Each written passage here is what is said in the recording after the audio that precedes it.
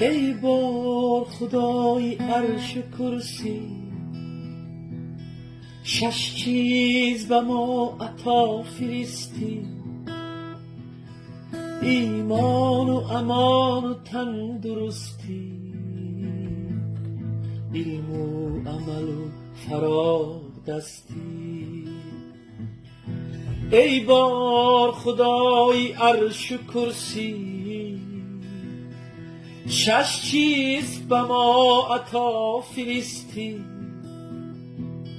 ایمان و امان و تندرستی، علم و عمل و فراغ دستی.